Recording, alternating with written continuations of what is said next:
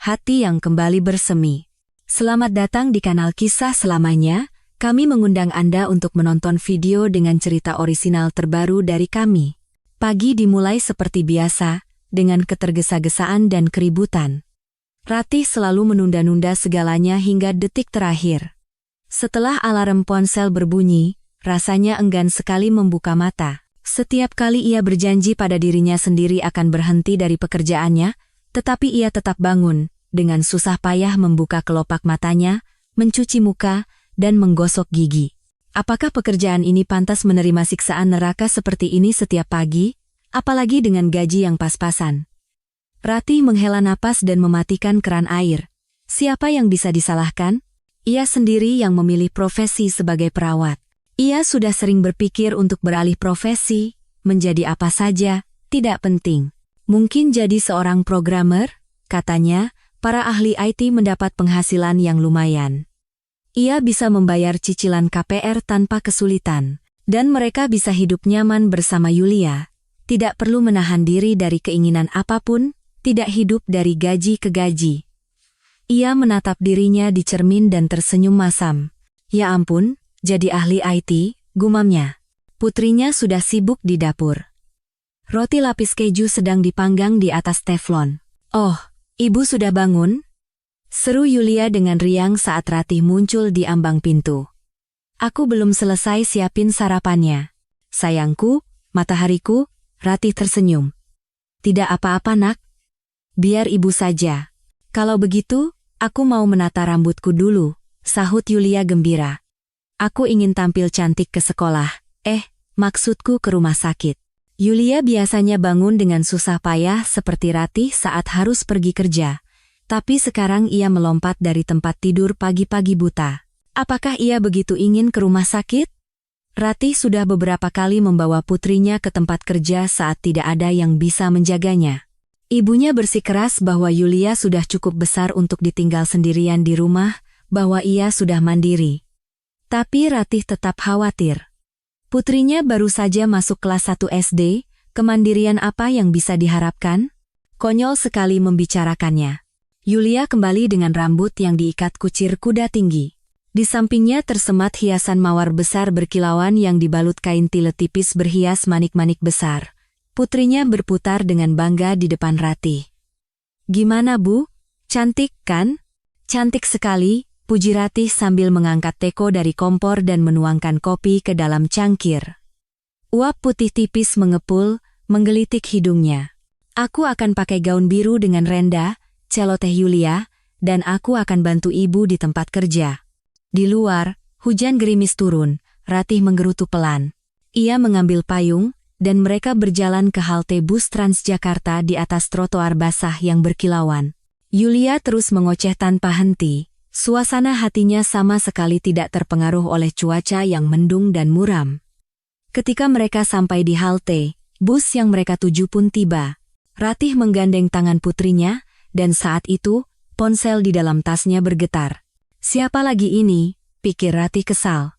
Yulia dengan gesit melompat ke dalam bus dan menoleh ke sana kemari, menempati salah satu kursi kosong. Ratih membuka resleting tasnya. Ternyata ibunya yang menelepon. Ratih meringis. Pasti akan mulai ceramah lagi, melakukan hal favoritnya. Ibunya selalu seperti itu, cerewet, teliti, dan penuh kritik. Sepanjang masa kecilnya, ia selalu mengawasi putrinya, mengontrol setiap langkah, dan sekarang pun, ia tidak mau melepaskan tali kekangnya, meskipun Ratih sudah dewasa. "Halo, Bu." "Hello, nak. Bagaimana kabarmu?" "Baik. Ini lagi di jalan mau kerja." "Yulia bersamamu?" "Aywaye. Kenapa tidak kamu titipkan ke ibu saja?" omel ibunya. "Berapa kali ibu harus bilang? Kamu pikir di rumah sakitmu itu lebih baik untuknya daripada bersama neneknya sendiri?" "Bu, jangan mulai lagi," pinta Ratih, tapi sudah terlambat, ibunya sudah terlanjur berapi-api. "Ibu tunggu dari pagi. Berpikir mungkin kamu akan sadar dan membawa cucu ibu ke sini. Kan lebih mudah juga untukmu. Tapi tidak, kamu malah membawanya ke tempat kerjamu, ke sarang kuman dan virus itu." "Bu, tolong jangan mulai," pinta Ratih lagi. Aku tidak mau merepotkan ibu. Apa ibu bisa menemaninya selama 12 jam penuh? Dia kan aktif sekali. Tentu saja bisa, jawab ibunya dengan yakin. Tentu, bisa. Kira-kira seperti terakhir kali, pikir Ratih sinis. Ibunya akan menelepon dan meminta, tidak, menuntut, agar Yulia segera dijemput karena jantungnya tiba-tiba berdebar-debar. Dan Ratih harus izin dari tempat kerja, berlari melintasi kota, lalu mendapat teguran dari atasan karena meninggalkan tugas. Ujung-ujungnya, bonus bulanannya dipotong karena absen mendadak itu. Padahal Ratih sudah menceritakan semuanya dengan jujur. Ia tidak mau hal seperti itu terulang lagi. Setiap rupiah sangat berarti baginya, tidak mungkin ia membuang-buang bonus begitu saja. Tidak, ibu tidak akan bisa, kata Ratih ketus, dan mari kita tidak membahas topik ini lagi. Selama beberapa saat, hening yang penuh kekecewaan menyelimuti telepon. Ya sudah, terserah kamu, kata ibunya dengan nada panjang dan mematikan telepon. Ratih memasukkan kembali ponselnya ke dalam tas. Yulia duduk di dekat jendela, mengayun-ayunkan kakinya dan memandangi jalan yang basah oleh hujan. Tetesan air bening mengalir di kaca yang berembun. Ibunya, Ibu Hartini, adalah wanita yang sangat otoriter, dan masa kecil Ratih lebih mirip penjara. Ia tidak ingat apa-apa selain latihan disiplin yang tak ada habisnya. Ia takut ibunya akan membesarkan Yulia dengan cara yang sama. Ketika Ibu Hartini tahu tentang kehamilan putrinya, terjadi skandal besar. Ia menuntut untuk diberitahu nama ayahnya. Ratih tetap bungkam. Ibunya terus mendesak, siapa dia? Dimas dari jurusanmu itu, ya? Kurang ajar sekali dia, bukankah dia sudah menikah? Ayah Yulia bukan Dimas, melainkan Andri, seorang pria yang ditemuinya di sebuah pesta. Andri kemudian menghilang begitu saja, setelah meninggalkan sejumlah besar uang sebagai solusi untuk masalah ini. Ambillah, kata Andri, mendorong setumpuk lembaran uang 100 ribuan ke arah Ratih, dan ini sebagai kompensasi moral. Secara finansial, Andri tidak pernah punya masalah. Ayahnya adalah seorang pengusaha properti dan konstruksi yang sukses dengan beberapa proyek besar. Andri sendiri bekerja di sana dengan posisi yang prestisius. Ratih dengan marah menepis uang itu dari meja dan menatap Andri tanpa berkedip. Kamu serius berpikir uang bisa menyelesaikan segalanya? Dengar, itu kan belum benar-benar jadi bayi, kata Andri. Lebih tepatnya embrio, zigot. Apa bedanya? Teriak Ratih. Itu anakmu. Dengar, anakmu. Andri terdiam, lalu perlahan menggelengkan kepalanya. Aku tidak tahu. Apa yang tidak kamu tahu? Ratih maju dengan mengancam. Apakah itu anakmu atau bukan? Kamu pikir aku selingkuh? Ya Tuhan, selingkuh apa? Memangnya kita punya hubungan? Kita kan hanya bersenang-senang sebentar. Ratih merasa tercekik, seolah-olah tenggorokannya dijerat oleh cincin baja. Darah berdebar kencang dan keras di pelipisnya. Beraninya dia, bajingan. Beraninya kamu. Beraninya kamu. Ia memulai, tetapi tidak bisa melanjutkan. Tiba-tiba, serangan mual yang pekat dan tidak enak melandanya, dan ia menekan telapak tangannya ke mulut. Andri menatapnya dengan senyum mengejek. Ia menyentuh tumpukan uang kertas yang berserakan di lantai dengan ujung sepatunya. Dengan uang itu, lakukan sesukamu. Urusanku selesai. Ketika Andri pergi, Ratih mondar-mandir dari sudut ke sudut seperti serigala betina yang terpojok. Rencana balas dendam terbentuk dengan sendirinya di kepalanya. Amarah membutakan matanya. Rasa mual terus-menerus naik ke tenggorokannya. Ia menelan ludah pahitnya dengan susah payah. Kemudian ia duduk di lantai dan menangis terseduh-seduh. Matanya tidak sengaja tertuju pada uang itu. Ratih merangkak mendekatinya, mengambil setumpuk tebal uang kertas. Kira-kira berapa banyak di sini? Pikirnya. Tidak mungkin juga dibuang sekarang. Dengan jari-jari gemetar, ia menghitung uang itu. Banyak. Sangat banyak. Mungkin cukup untuk uang muka KPR. Ia sudah sering mencari-cari pilihan yang cocok di situs properti, sambil memahami bahwa ia tidak memiliki uang sebanyak itu, dan mungkin tidak akan pernah punya. Dan tiba-tiba, uang itu muncul. Memang dengan cara yang aneh, tapi tetap saja. Tidak, ia berkencan dengan Andri bukan karena status keuangannya yang mapan. Ia benar-benar memiliki perasaan tulus yang tiba-tiba menjadi luka mengangat tanpa anestesi. Bagaimana bisa Andri melakukan ini? Bersenang-senang, katanya. Ratih mengerutkan kening, mencoba menahan air mata yang akan jatuh. Cukup menangisnya, katanya pada diri sendiri, jangan cengeng. Ratih menyembunyikan uang itu di lemari. Ibu Hartini tidak tahu apa-apa tentang hubungannya dengan Andri, dan Ratih tidak terburu-buru untuk memberitahunya. Untuk apa? Hanya akan membuat pusing kepala. Ia butuh ketenangan, terutama saat itu. Ia baru saja mulai bekerja setelah lulus dari Akademi Keperawatan. Ia tidak ingin mengambil cuti hamil, dan atasannya jelas tidak senang. Baru saja masuk kerja, sudah mau cuti. Beberapa kali Ratih harus dirawat di rumah sakit. Kehamilannya sulit. Ia hampir terus-menerus menderita mual parah, dengan jeda yang jarang. Kaki dan tangannya bengkak, dan ia mulai menderita insomnia. Dokter kandungan mengatakan sesuatu tentang diabetes gestasional, tetapi Ratih bahkan tidak mau mendengarkannya. Diabetes apa? Ia sehat walafiat. Dari mana datangnya diabetes? Tapi ia tetap mengambil surat rujukan untuk rawat inap. Menahan mual sangat sulit, mungkin mereka bisa membantunya. Lalu Yulia lahir. Seorang bayi perempuan yang sangat sehat dan cantik, persalinan juga berjalan lancar. Hanya saja, tidak ada yang menjemputnya dari rumah sakit. Bahkan Ibu Hartini tidak datang, hanya memesankan taksi pada waktu yang ditentukan. Ratih dengan susah payah menyeret tas besar berisi barang-barang sambil berusaha agar putrinya yang baru lahir dan sedang tidur tidak jatuh. Malam itu turun hujan rintik-rintik, berputar perlahan dalam cahaya keemasan lampu jalan dan mendarat tanpa suara di aspal. Ia melihat keluarga lain di lobi rumah sakit. Seorang ayah yang bahagia memegang buket bunga di tangannya, menggendong bayi berselimut biru dengan pita putih lebar. Balon helium warna-warni melayang ke langit. Kerabat menuangkan sampahnya ke dalam gelas-gelas ramping. Ratih menunduk, ia selalu menjadi gadis yang pendiam dan pemalu, takut menarik perhatian ibunya yang berkuasa, takut melakukan sesuatu yang salah. Tapi Yulia adalah tantangannya, protesnya yang unik terhadap dunia yang tidak adil. Ibu Hartini menemuinya di dekat lobi apartemen, terbungkus mantel mewahnya. Ia membuka pintu lebar-lebar. Cepat masuk, nanti bayinya kedinginan. Di luar dingin sekali. Ratih mulai menaiki tangga. Putrinya tidur nyenyak terbungkus selimut hangat, hanya hidungnya yang kecil yang terlihat. Ratih menatapnya, mencoba menemukan perasaan cinta yang meluap-luap yang menurut cerita teman-temannya seharusnya menyelimutinya setelah melahirkan. Dan ia tidak menemukan apa-apa, hanya kekosongan yang aneh, seolah-olah ada lubang di dadanya.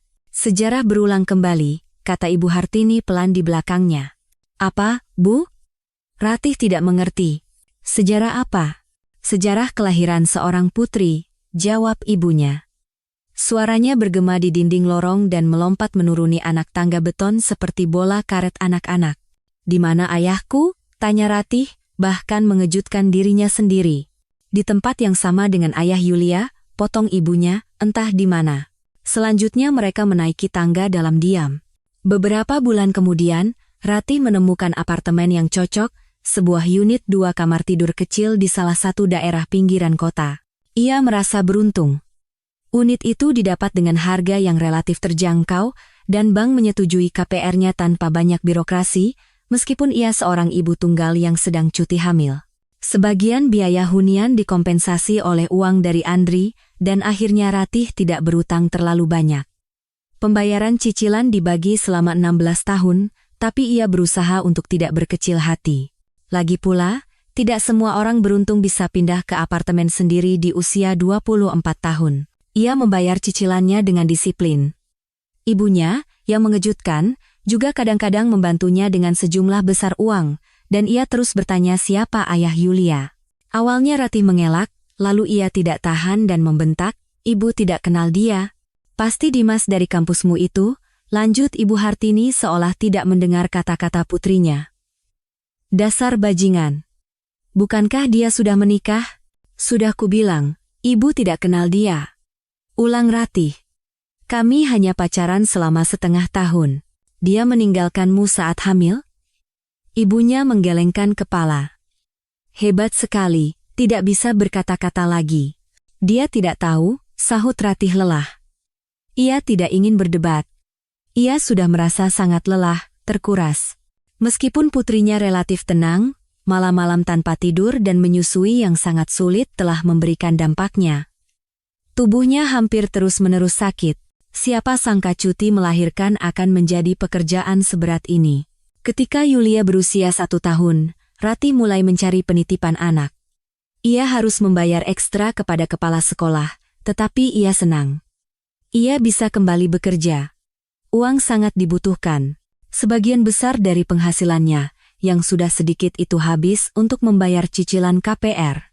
Ratih mencoba mencari pekerjaan sampingan dengan menulis email promosi, tetapi ia tidak punya waktu dan tenaga. Butuh waktu lama untuk terbiasa bekerja di rumah sakit lagi. Awalnya, Ratih bekerja dengan jadwal shift, siang lalu malam. Kemudian ia beralih ke jadwal kerja 8 jam yang lebih tenang. Gajinya lebih kecil, tetapi ia punya lebih banyak waktu luang yang bisa dihabiskan bersama putrinya. Ibu Hartini juga tidak terlalu bersemangat mengasuh cucunya, jadi meninggalkan Yulia setelah penitipan anak bukanlah pilihan. Dengan sebagian gajinya hilang, Ratih digerogoti oleh rasa ketidakadilan. Mengapa orang lain memiliki keluarga yang utuh dan bahagia dengan ayah yang terlibat?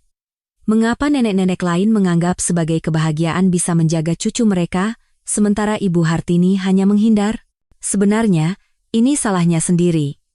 Ia sendiri yang memutuskan untuk melahirkan, padahal sudah tahu kondisi keuangannya dan sikap ibunya terhadap hal itu.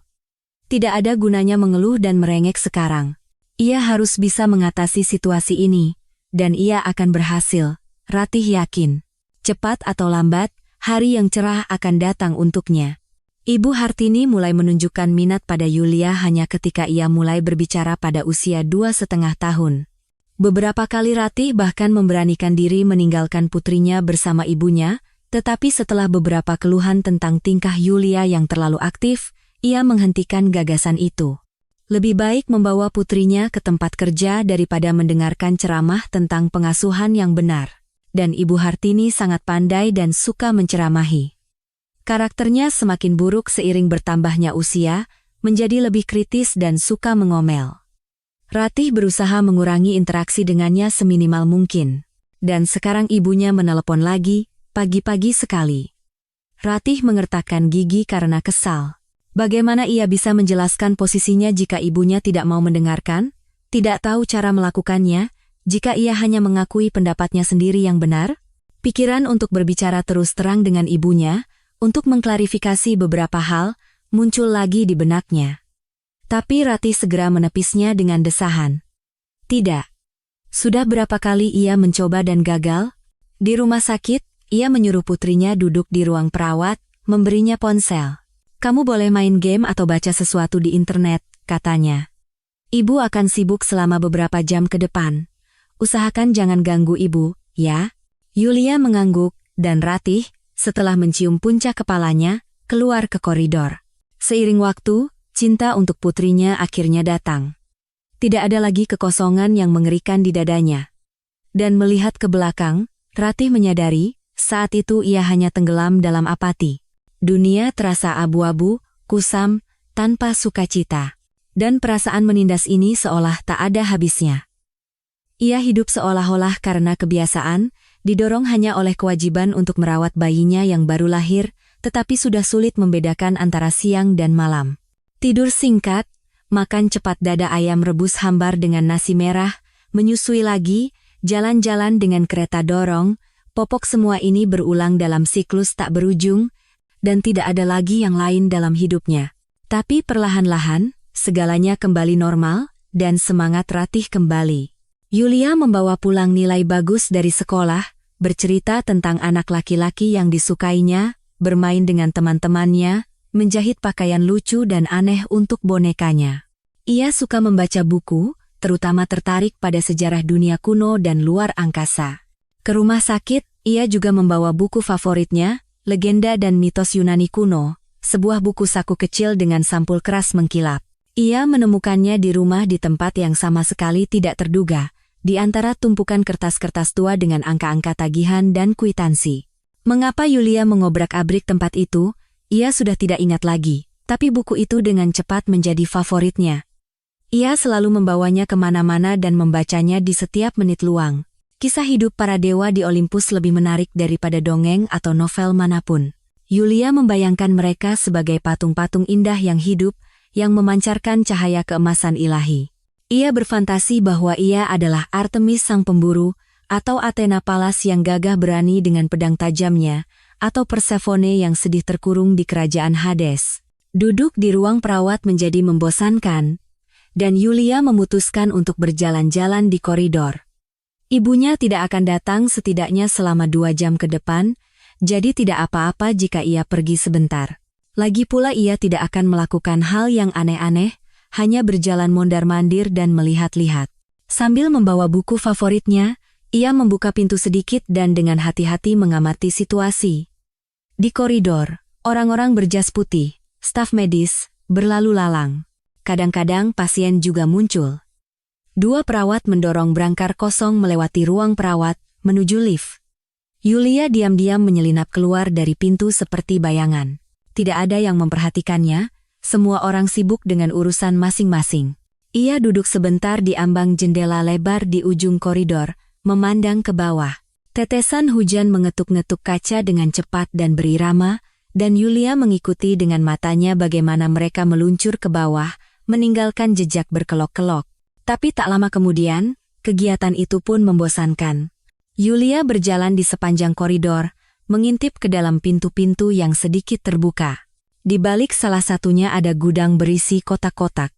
Di rak-rak logam, berjejer botol, stoples, dan tabung reaksi, serta nampan medis yang tak terhitung jumlahnya. Yulia mengangkat bahu dan menutup pintu rapat-rapat. Ruangan berikutnya kosong, mungkin bangsal dengan tempat tidur yang ditutupi tirai. Beberapa tempat tidur kosong berdiri berjajar dalam keheningan. Yulia berjalan-jalan di antara tempat tidur itu sejenak, lalu keluar, 2 pintu lagi terkunci. Dan di ujung koridor, ia menemukan sebuah bangsal pribadi. Yulia mengintip dengan rasa ingin tahu. Di tempat tidur dekat jendela, terbaring seorang pria kurus berambut gelap, ditutupi selimut sampai ke dagu. Ia menatap langit-langit dengan tatapan kosong, dan pada awalnya Yulia berpikir pria itu tidak memperhatikannya. Tapi ketika ia hendak menutup pintu tanpa suara, pria itu tiba-tiba berkata, "Masuklah, kamu bosan, ya?" Entah kenapa, Yulia tidak merasa takut. Sebaliknya, ia merasakan perasaan yang belum pernah ia rasakan sebelumnya terhadap orang asing itu, entah kasihan atau simpati. Ia melangkahi ambang pintu, teringat buku di sakunya, dan menawarkan dengan ragu-ragu, "Om, mau saya bacakan cerita? Saya punya ini." Ia mengeluarkan buku saku dari sakunya dan menunjukkannya kepada pria itu. Buku ini sangat menarik. "Mau?" Dan ia mulai menjelaskan, ini tentang dewa-dewi, bagaimana mereka hidup di Olympus di Yunani kuno, dan berteman dengan manusia, dan hal-hal semacam itu. "Om mau?" Pria itu mengangguk. "Mau." Ia menoleh di atas bantalnya. "Tentang Yunani, katamu?" "Iya." "Om pernah ke Yunani?" "Tidak, belum pernah." Yulia duduk di bangku di samping tempat tidur, dan membuka buku di halaman pertama. "Saya mulai dari awal, ya? Om kan belum pernah baca." Dan tanpa menunggu jawaban, ia mulai membaca. Orang asing itu mendengarkan dalam diam, masih menatap langit-langit dengan acuh tak acuh. Pada bab ketiga, Yulia menutup buku itu, meletakkannya di meja nakas, dan bertanya, "Om sakit apa? Kenapa kamu ada di sini, di bangsal rawat inap?" Pria itu balas bertanya, agak terlambat. "Sepertinya ini bukan bangsal anak-anak." "Oh, ibu saya kerja di sini," jelas Yulia dengan senang hati. "Dia membawa saya ke tempat kerjanya. Dia perawat." "Oh, begitu." Yulia berdiri. "Baiklah, kalau begitu saya pergi dulu, ya. Nanti ibu lihat saya tidak ada, bisa-bisa dimarahi." "Pergilah," angguk pria itu. Baru sekitar 10 menit setelah Yulia pergi, ia menyadari bahwa gadis itu telah melupakan bukunya di meja nakas. Tangannya tanpa sadar meraih buku itu. Ia tidak tahu mengapa, ia hanya mengambilnya dan membolak-balik halamannya. Mitos dan legenda tidak pernah menarik minatnya. Tapi gadis itu begitu hidup dan ceria sehingga ia tidak bisa menolak tawarannya. Gadis itu terbang masuk ke dalam bangsal yang berbau obat-obatan seperti kupu-kupu, dan seolah-olah membawa cahaya. Ia membawa sedikit kegembiraan ke dalam keberadaannya yang kelabu dan suram di dalam dinding rumah sakit, beberapa menit yang membahagiakan. Ia menutup buku itu, membelai sampul mengkilapnya dengan ujung jarinya. Ia harus mengembalikan barang ini kepada pemiliknya. Tapi bagaimana cara menemukannya sekarang? Bergerak sendiri sulit baginya, ia ragu bisa sampai ke ruang perawat. Dan bertanya kepada setiap perawat tentang putrinya adalah hal yang konyol. Ia hendak meletakkan buku itu kembali, tetapi melakukan gerakan canggung dan buku itu jatuh ke lantai. Sampul kerasnya berdebum pelan di lantai keramik yang sudah usang dan tergores. Ia membungkuk untuk mengambilnya, dan tiba-tiba tertegun, terkejut. Halaman depan buku itu dihiasi dengan tulisan tangannya yang khas. Untuk Ratih tercinta, dariku, Andri dan sebuah gambar hati yang tertusuk panah. Buku ini, 8 tahun yang lalu, ia berikan kepada Ratih Prameswari, pacarnya. Pikiran beratnya terganggu oleh kedatangan Kartika, istrinya. Dengan percaya diri seperti seorang nyonya rumah, ia masuk ke dalam bangsal, membawa aroma parfum lemon bunga. Jas putih tersampir di bahunya, rambut pirangnya yang ditata apik dan elegan memantulkan cahaya lampu rumah sakit. "Bagaimana kabarmu?" tanyanya tanpa minat. Ia meletakkan kantong berisi buah-buahan di meja nakas dan duduk di sebelahnya. "Sudah membaik, aku berusaha," jawab Andri. "Baguslah, cepat sembuh." Ia menunjuk buku di tangannya. "Itu apa?" "Apa?" "Oh, ini. Cuma buku. Ada yang membawakannya untuk kubaca." Kartika mengerutkan keningnya. "Sejak kapan kamu suka baca buku?" "Sejak saat ini," balas Andri ketus. Hubungan mereka dengan Kartika sudah lama tidak seperti cinta.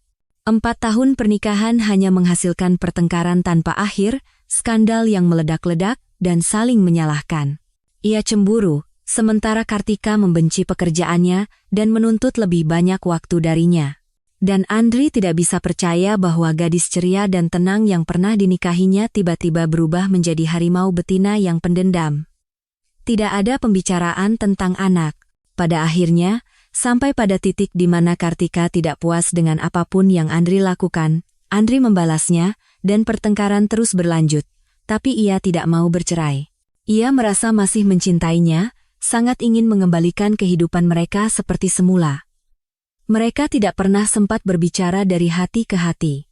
Setiap upaya untuk mengetahui pikiran Kartika yang sebenarnya selalu berujung pada skandal lain.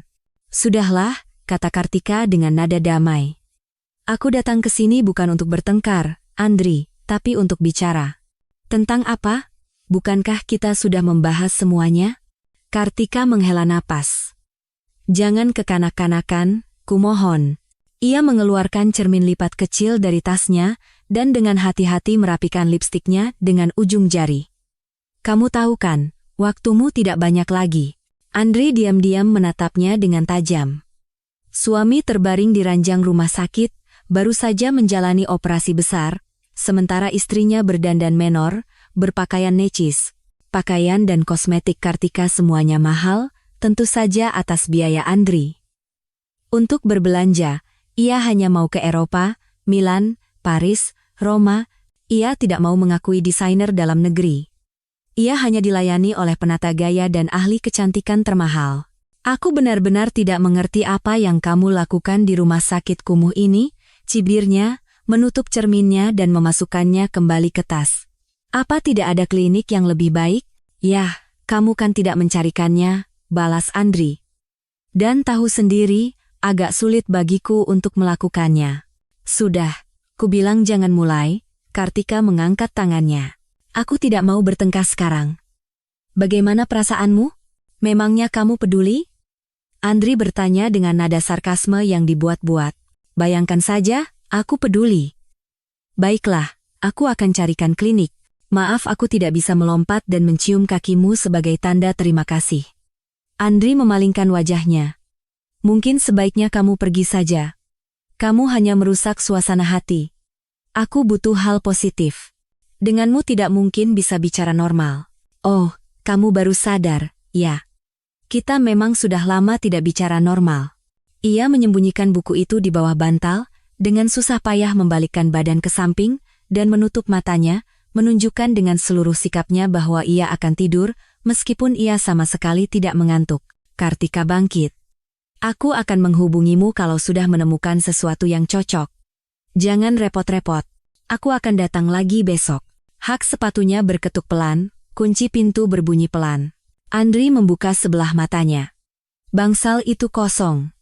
Ia mengembuskan napas perlahan dengan marah. Untuk apa dia datang? Selama ia di rumah sakit, tidak sekalipun ia datang. Apa yang mendorongnya melakukannya sekarang? Andri tidak percaya bahwa Kartika benar-benar tertarik dengan kesehatannya. Ular berbisa itu tidak punya ketulusan dalam karakternya, ia hanya mengejar kepentingan pribadi. Jahitan di sisi perutnya terasa nyeri, sakit yang tumpul, dan tak kunjung hilang. Operasi pengangkatan tumor kanker baru dilakukan kemarin. Sebagian kecilnya sudah dikirim ke laboratorium untuk diteliti, untuk mengetahui apakah tumor itu jinak atau ganas. Dokter tidak memberikan jaminan apapun, mereka hanya terus-menerus mengulangi, bagus tumornya ditemukan pada stadium pertama, saat belum ada metastasis dan masih bisa dioperasi. Pada stadium awal, semuanya bisa disembuhkan, kata seorang perawat sebelum Andri ditelan ke dalam jurang hitam anestesi operasi. Atau hampir semuanya. Ia mengatakan sesuatu lagi, tetapi Andri sudah tidak bisa memahami kata-katanya, telinganya seolah tersumbat kapas. Realitas di sekitarnya berputar, bergoyang, diselimuti kabut, lalu tiba-tiba jatuh ke dalam jurang. Hal terakhir yang ia ingat adalah wajah seorang ahli bedah bermasker medis yang membungkuk di atasnya. Entah mengapa, masker itu tampak konyol bagi Andri, berwarna hijau dengan lipatan seperti renda. Ia sadar sudah dibangsal. Ayahnya telah membayar untuk kamar pribadi, dan Andri sangat berterima kasih padanya untuk itu. Ia melihat buku itu lagi. Mungkinkah Ratih saat itu benar-benar melahirkan? Mengapa ia tidak mengatakan apa-apa? Ah, ya. Ia menghilang dari hidupnya. Ya Tuhan, betapa bodohnya dia saat itu. Bagaimana ia bisa tidak menghargai perasaan dan cinta yang tulus? Namun, saat itu ia berpikir bahwa cinta sejatinya masih ada di masa depan. Hubungan serius apa yang bisa dibicarakan dengan seorang gadis dari pinggiran kota, seorang mahasiswi keperawatan? Ayahnya tidak ada, dan ibunya sepertinya memiliki sebuah kedai kopi kecil di suatu tempat di pinggiran kota, penghasilannya tidak seberapa, hanya cukup untuk hidup. Dan Andri yakin Ratih bersamanya karena uang. Ia juga mengira Ratih berbohong tentang kehamilannya untuk menikahinya. Bodoh. Benar-benar bodoh. Ia teringat wajah Yulia, seorang gadis kurus berambut pirang dengan mata abu-abu jernih dan fitur wajah yang lembut. Ia sangat mirip dengan Ratih. Bagaimana ia bisa tidak langsung menyadarinya? Mereka bertemu secara kebetulan di sebuah pesta yang Andri bahkan sudah lupa bagaimana ia bisa sampai di sana. Mungkin ia pergi karena bosan. Dan tiba-tiba, seorang gadis, ceria, dengan binar di matanya, tawa yang tulus seperti gemerincing lonceng. Ia memikatnya, menawannya, menyihirnya. Hati-hati, temannya memperingatkan. Dia mahasiswi miskin dari perumahan biasa. Rasanya tidak mungkin dia benar-benar jatuh cinta. Coba gunakan akal sehatmu sebentar dan pikirkan. Andri mendengarkan nasihat itu, memikirkannya, dan baru sekarang menyadari betapa besar kesalahan yang telah ia buat saat itu. Kartika sepadan dengannya, dari keluarga baik-baik dengan kekayaan, dari lingkarannya. Ia merasa mereka sangat cocok satu sama lain, seperti dua keping puzzle yang menyatu. Sementara Ratih, hanya untuk sementara, hanya satu lagi petualangan, gairah sesaat, mungkin bahkan jatuh cinta, tetapi bukan sesuatu yang serius. Andri menunggu Yulia datang untuk mengambil bukunya yang tertinggal. Tapi waktu berlalu, hari sudah menjelang sore, dan gadis itu tidak kunjung datang. Ia tertidur, dan ketika ia membuka mata, di luar jendela sudah gelap, hanya diterangi oleh cahaya lampu jalan. Malam itu seperti kucing hitam besar yang bersandar di kaca, mengintip ke dalam bangsal dengan mata kuningnya yang tak berkedip. Mungkin Yulia tidak sadar di mana ia meninggalkan bukunya, atau bahkan tidak sadar telah meninggalkannya di suatu tempat. Ia harus bertanya pada salah satu perawat. Keesokan paginya, Kartika datang lagi. Kali ini ia membawa seorang wanita asing berjas bisnis. "Bagaimana kondisimu?" tanya istrinya begitu masuk, dan tanpa menunggu jawaban, ia melanjutkan, menunjuk wanita itu dengan anggukan kepala. "Ini notaris. Kamu harus mengalihkan hartamu atas namaku." "Harta apa?" Andri tidak mengerti. Ia baru saja bangun dan dengan susah payah berjalan ke wastafel. Semakin sulit, ia selalu merasa jahitannya akan terbuka, jadi ia bergegas kembali ke tempat tidur. Saat pemeriksaan, dokter datang. Dengan acuh tak acuh dan dingin secara profesional memeriksa bekas luka itu, menggumamkan sesuatu tentang proses penyembuhan yang normal, menyuruhnya untuk beristirahat di tempat tidur. "Hasil lab saya sudah keluar?" tanya Andri. Dokter menggeleng, "Belum, tapi seharusnya hari ini sudah siap, cepat sembuh, ya," dan ia pergi. Andri duduk di tepi tempat tidur, hanya menatap satu titik ketika Kartika datang. Setelah operasi, kesadarannya seolah menjadi berbeda. Ia mulai berpikir mendalam tentang kehidupan. "Hartamu," jelas Kartika. "Siapa tahu kamu akan selamat atau tidak. Aku butuh jaminan." "Jaminan apa?" Andri berbaring di bantal, menarik selimut. "Kamu tidak akan jatuh miskin, jangan khawatir." Kartika mengangkat bahu dengan kesal. "Andri, jangan bodoh. Aku istrimu, kalau kamu lupa. Apartemenmu, rumahmu, mobilmu, semuanya seharusnya menjadi milikku. Kita akan membuat surat hibah atas namaku." "Baguslah, bukan surat wasiat." Andri tertawa sinis dan menatap notaris. "Keluarkan kertas dan pena Anda. Tulis, saya diktekan, jika saya meninggal, istri sah saya, Kartika Volkova, tidak akan mendapatkan apa-apa. Sudah Anda catat?" Kartika memerah karena marah. "Andri, berhenti main-main. Pergi sana," gumam Andri. "Apa?" "Pergi sana," ulangnya dengan keras. "Pergilah dari sini." Wajah Kartika memerah padam. Ia mengertakkan gigi dan mendesis seperti ular, "Andri, aku."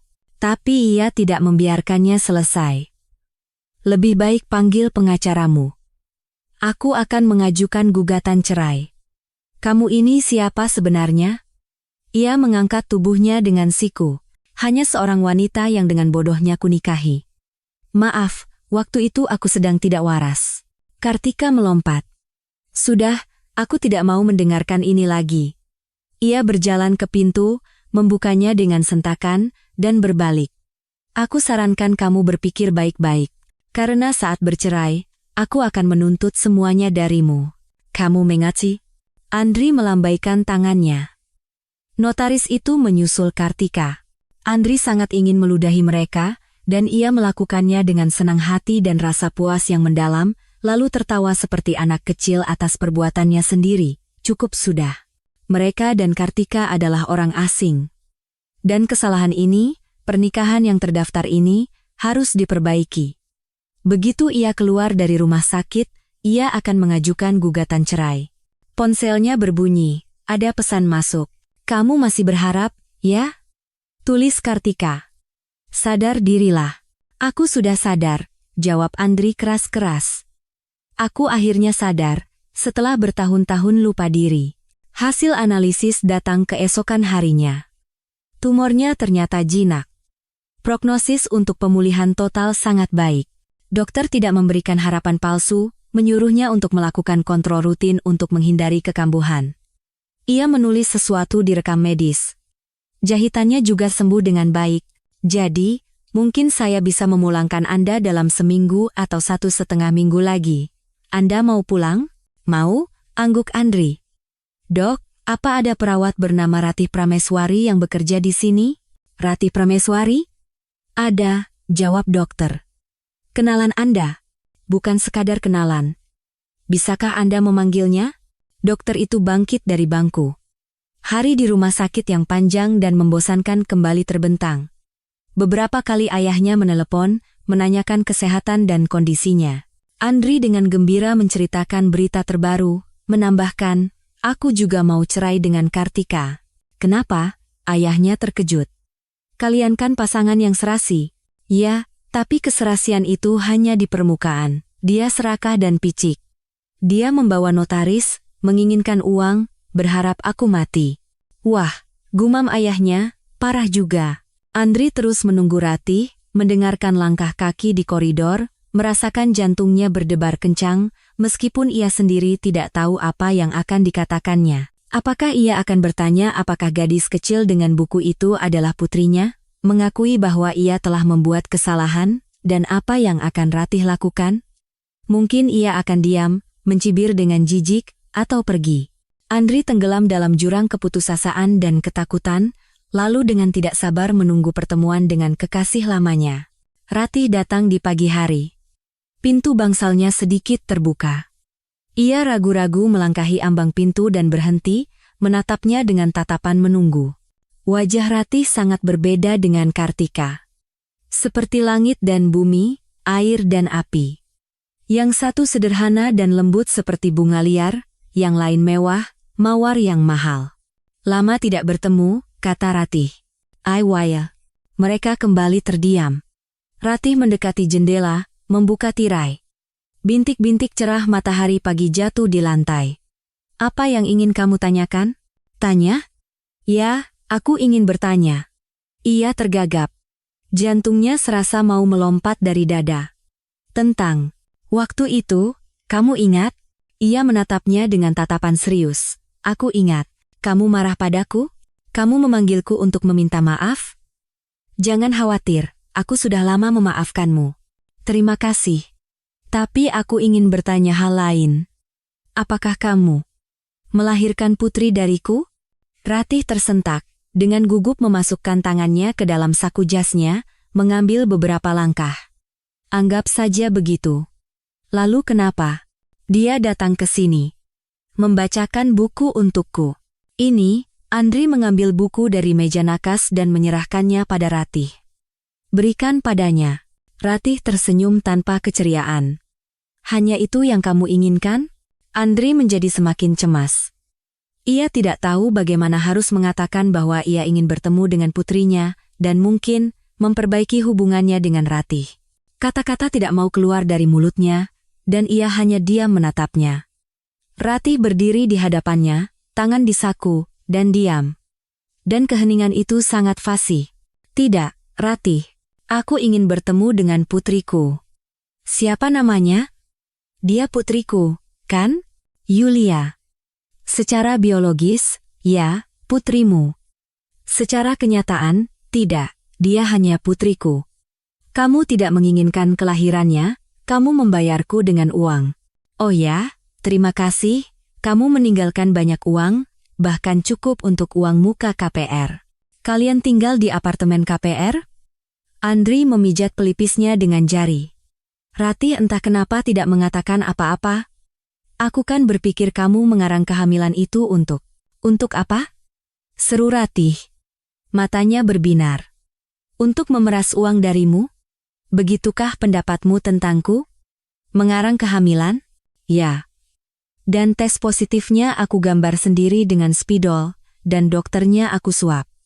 Dan yang paling penting, aku melahirkan Yulia juga hanya demi uang, kan?" Lubang hidung Andri mengembang karena marah. Ratih melanjutkan, "Kamu terobsesi dengan uangmu." Betapa klisenya kedengarannya, tapi tidak semua hal di dunia ini dilakukan demi uang. "Aku salah menilaimu." "Kita sudah selesai bicara," potong Ratih. "Aku tidak mau bicara denganmu lagi. Bertahun-tahun yang lalu aku sudah cukup bicara." Dengan kata-kata itu, ia berbalik tajam dan keluar. Buku Yulia tetap tergeletak di meja nakas. Seminggu kemudian, Andri diizinkan pulang. Dengan segala cara, ia berhasil mendapatkan nomor telepon Ratih, tetapi ia tidak pernah berani menelepon. Ia tidak memberitahu siapapun di keluarganya tentang rencananya untuk kembali dengan mantan pacarnya. Ia ingin memberikan kejutan. Kartika selama ini tidak pernah menghubunginya, bahkan tidak sekalipun. Sebenarnya, Andri tidak peduli. Mungkin lebih baik begitu. Ia langsung mengajukan gugatan cerai begitu melangkahkan kaki keluar dari rumah sakit, dan ia sendiri yang menelepon nomor istrinya. Kartika lama tidak mengangkat telepon. Setelah panggilan ketiga, akhirnya ada suara di telepon. "Halo?" Terdengar suara tidak senang. "Kamu masih hidup, ya?" "Bayangkan saja," jawab Andri sinis. "Aku punya 2 berita untukmu." "Oh ya?" "Yang pertama pasti tidak menyenangkan. Keduanya tidak menyenangkan untukmu. Pertama, tumornya jinak." Kartika mendengus. 2 berita, dan keduanya menjijikkan. "Yang kedua, aku mengajukan gugatan cerai.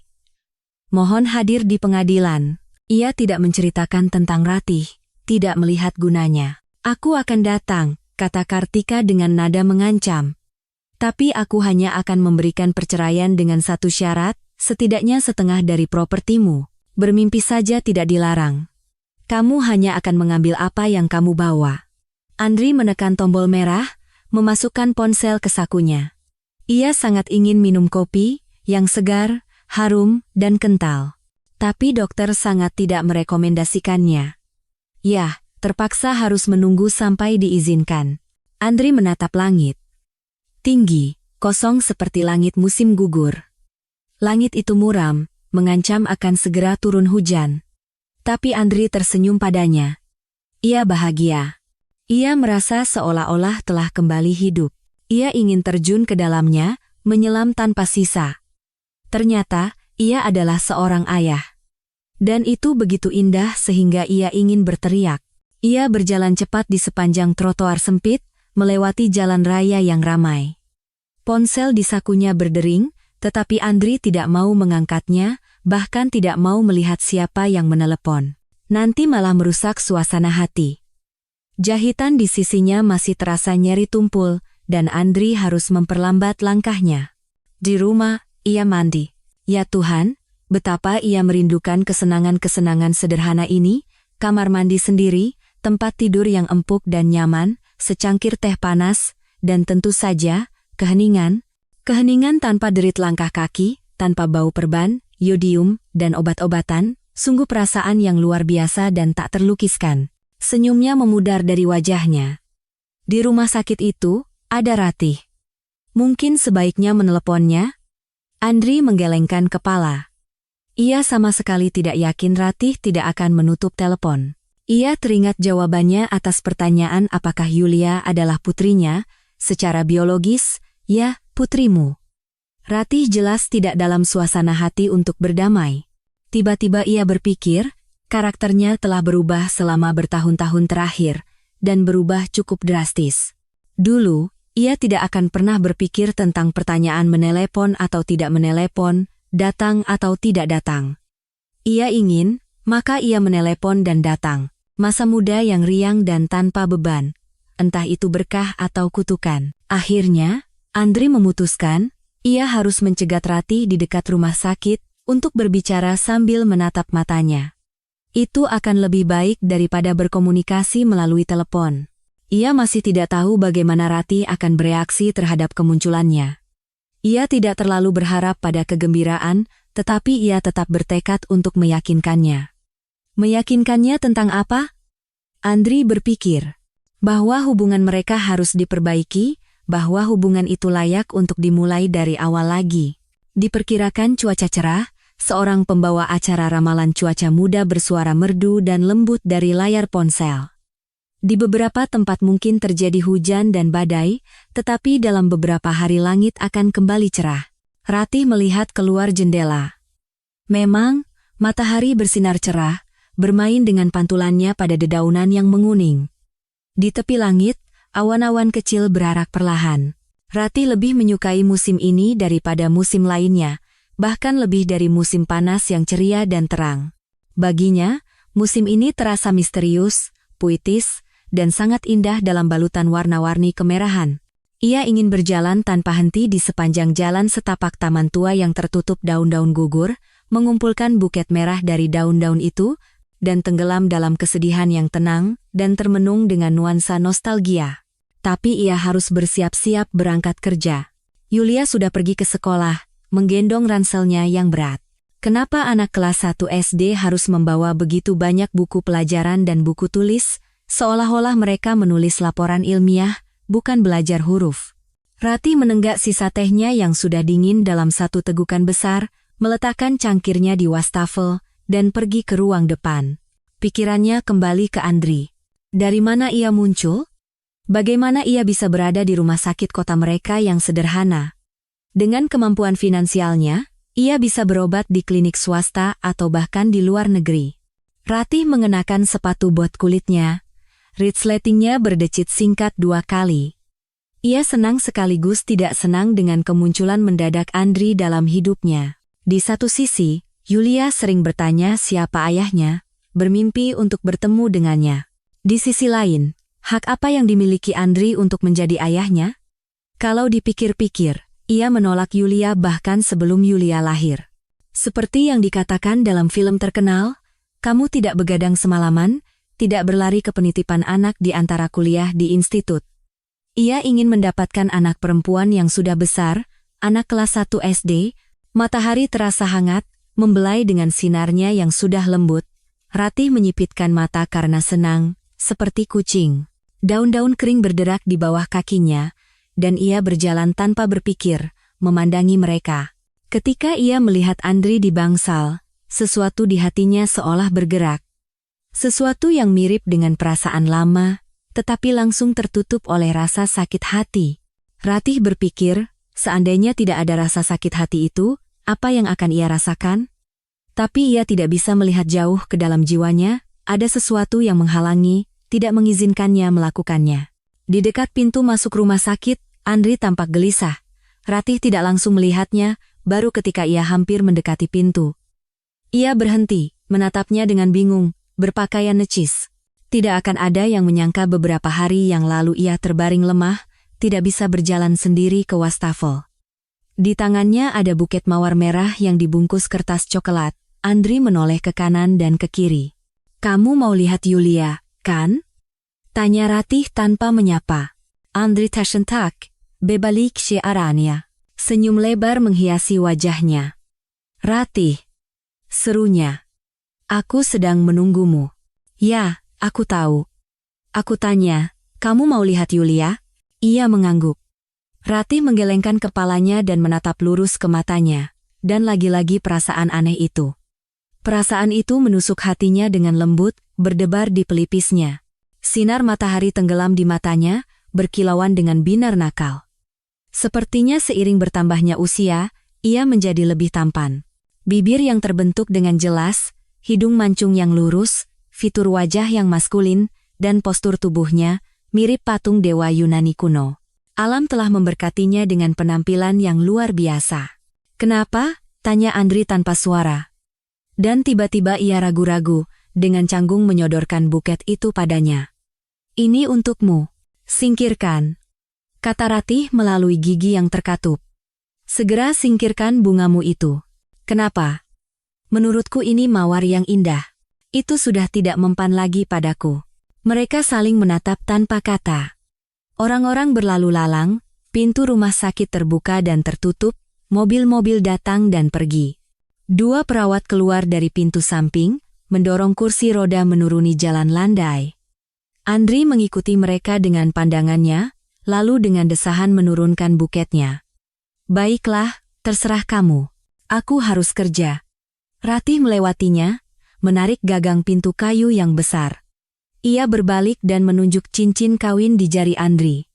Kamu kan sudah menikah? Iya. Andri menyembunyikan tangannya di belakang punggungnya. Sedang proses cerai. Oh ya, Ratih tertawa sinis. Kalian semua sedang proses cerai. Dan kemudian istrinya ternyata hamil. Ia membanting pintu dengan sekuat tenaga, berjalan cepat melewati lobi, sambil melirik gadis di meja resepsionis. Dasar, gerutunya. Datang-datang. Dan tiba-tiba ia tersenyum, menundukkan kepalanya. Tersenyum pada dirinya sendiri, pada gumpalan kecil cahaya yang muncul di dadanya dan merentangkan tentakelnya ke jantung. Datang juga dia, akhirnya datang. Dan ia bertanya-tanya apa yang akan ia lakukan selanjutnya. Ratih mengakui pada dirinya sendiri, ia menunggunya, Ingin ia muncul lagi, memberikan semacam tanda bahwa ia tidak acuh padanya. Mungkinkah selama ini ia mencintainya? Tapi untuk setuju begitu saja, jatuh ke dalam pelukannya, ia tidak mau. Biarlah kemenangan ini sulit baginya. Apalagi ia punya kartu truf yang sangat kuat, yaitu putrinya. Suasana hatinya sepanjang hari sangat baik, yang tidak luput dari perhatian rekan-rekannya. Teman-temannya terkikik, menggodanya, "Sudah ketemu pangeranmu, ya?" Ratih tidak menjawab apa-apa, hanya tersenyum dan menyipitkan matanya. Ia ingin bernyanyi, menari, bersenang-senang, berteriak sekeras-kerasnya. Betapa kontrasnya dengan rasa sakit dan keputusasaan tanpa harapan yang telah menelannya setelah kepergian Andri. Sore harinya, ia mengirim pesan. Ratih sengaja tidak membukanya lama-lama. Biar dia tidak berpikir bahwa ia hanya menunggu kabar darinya. Sejam kemudian, datang satu lagi, dan satu lagi. Ratih akhirnya menekan ikon notifikasi. Lihat ke jendela. Tolong lihat ke jendela. Aku di halaman. Dari mana ia tahu alamatnya? Ratih, tolong lihat ke jendela. Ia mengunci layar, menyibakkan tirai. Di bawah cahaya kuning lampu jalan, berdiri sebuah orkes gesek. Beberapa orang merokok, beberapa membaca sesuatu di ponsel. Andri berdiri sedikit di kejauhan. Melihat Ratih di jendela, ia memberi isyarat kepada dirigen. Musik yang lembut dan menyenangkan mulai mengalun. Ratih menatap ke bawah dengan bingung. Ia tidak pernah menyangka Andri mampu melakukan hal-hal romantis seperti itu. Dan tiba-tiba ia merasakan air mata mengalir di pipinya. Ia menyembunyikan wajahnya di telapak tangannya, terisak dalam kegelapan yang asin, dan merasa seperti orang bodoh. Yulia berlari dan, dengan berjinjit, juga melihat ke halaman. "Bu, itu apa? Siapa mereka?" "Bu, kenapa ibu menangis?" Ratih menggendong putrinya, memeluknya erat. "Itu ayahmu." "Semua?" Yulia heran. Ratih tertawa. "Tidak, hanya satu yang tidak bermain musik." Yulia menatap ke bawah dengan saksama. Andri tersenyum, melambaikan tangan. Kemudian ia berjongkok. Di aspal muncul gambar hati yang digambar dengan kapur. Andri menusuknya dengan panah dan berdiri. Dan, membentuk corong dengan tangannya, ia berteriak, seperti di buku itu, "Ingat?" Dan ia mengeluarkan buku saku dari sakunya, menunjukkannya kepada Ratih. "Oh, bukuku." Pekik Yulia di gendongan Ratih. "Benar. Aku ingat. Itu om yang di bangsal. Aku membacakan legenda untuknya." Sekarang giliran Ratih yang terkejut. Yulia dengan sabar menceritakan seluruh kisahnya dari awal hingga akhir. Bagaimana ia meninggalkan ruang perawat karena bosan, bagaimana ia mengintip ke pintu yang sedikit terbuka dan menemukan orang asing yang malang di sana, bagaimana ia merasa kasihan padanya dan memutuskan untuk membacakan buku favoritnya, dan kemudian melupakannya di meja nakas. "Jadi dari situ dia tahu di mana aku bekerja," seru Ratih dan menempelkan dahinya yang panas ke bahu Yulia. Orkes terus bermain. Tetangga-tetangga melihat dari jendela. Seseorang berteriak tidak senang, "Sudah cukup di situ. Orang-orang mau tidur." "Iya," dukung suara lain. "Bikin konser di sini. Sana main di gedung simfoni kalian." Andri mengangkat tangan. Para pemain biola berhenti, mulai menyimpan instrumen mereka ke dalam kotak. Dan ia, seperti di film, berlutut dengan satu kaki. "Ratih Prameswari, maukah kau menjadi istriku?" Ratih dengan cepat menarik tirai, menurunkan Yulia dari gendongannya. "Wow," tanpa sadar keluar dari mulutnya. Ia bergegas ke pintu, langsung dengan sandal rumahnya, berlari ke halaman. Di belakangnya, pintu lobi berbunyi dengan kunci magnetis. Ratih berhenti di tangga. "Apa yang kamu lakukan di sini?" tanyanya dengan pura-pura marah, mengerutkan alisnya yang rata. "Sudah hampir malam, dan kamu malah bikin konser di sini. Kalau tidak begini, kamu tidak akan memperhatikanku." Cara yang bagus untuk menarik perhatian, kan? Kemudian Ratih menangis, duduk berjongkok, menekan tangan ke wajahnya. "Kamu serius melamarku?" Andri mengangguk. "Sangat serius." Dan ia mengeluarkan kotak beludru merah dari saku dalamnya. Ia membuka tutupnya. Sebuah cincin berlian berkilauan. Bunga, kamu tidak mau terima. Mungkin kamu mau terima cincin? Ratih mengangkat matanya yang basah ke arahnya. Kamu yakin? Nanti kalau aku ternyata galak, bikin pusing kepalamu setiap hari tanpa ampun? Atau nanti aku mengincar uangmu? Ia sadar ia masih duduk berjongkok. Ia berdiri. Dari lobi, Yulia keluar dan berdiri di belakangnya. Soal uang, Andri mendekat, aku yakin tidak. Kalau kamu mau uang, kamu tidak akan diam tentang kelahiran putri kita. Dan kamu tahu, uang muka KPR itu aku bayar dari uang yang kamu berikan, seperti katamu waktu itu, sebagai kompensasi moral. Jadi, aku ini cukup materialistis. Andri menatapnya dengan senyum dan kelembutan di matanya. Ratih, jangan bicara omong kosong. Wanita materialistis tidak bisa dan tidak mau merawat anak-anak, dan pasti tidak akan melahirkan mereka tanpa keuntungan apapun, seperti istriku, misalnya. Dan kamu bahkan tidak mencariku. Ratih tidak punya tenaga untuk berdebat. Ia dilanda gelombang perasaan yang begitu dahsyat sehingga dunia seolah bergoyang di depan matanya. Para musisi sudah pergi, tetapi mereka masih berdiri berhadapan. Andri memegang kotak dengan cincin di telapak tangannya yang terbuka. Ratih memegang tangan putrinya, yang dengan rasa ingin tahu mendengarkan dialog mereka. Om benar-benar ayahku? Akhirnya Yulia angkat bicara. Benar-benar yang asli? Iya, yang paling asli. Hanya saja ibumu tidak memberitahuku bahwa aku punya kamu. Ia bahagia, benar-benar bahagia. Setelah menemukan tumor, operasi berat, pemulihan yang lama, ia seolah berubah drastis, meninjau kembali pandangannya tentang hidup, dan memahami apa yang menjadi nilai sejati dalam hidup, keluarga, cinta, anak-anak. Yulia tersenyum. Aku harap Yulia akan punya adik laki-laki atau perempuan, kata Andri, jadi, kamu setuju? Ratih menggelengkan kepalanya. Aku tidak tahu, Andri. Aku perlu memikirkan masalah ini baik-baik. Ia masuk ke dalam lobi, Yulia mengikutinya. Mereka mulai menaiki tangga beton ke lantai 2. Dan Ratih sudah tahu apa yang akan ia jawab.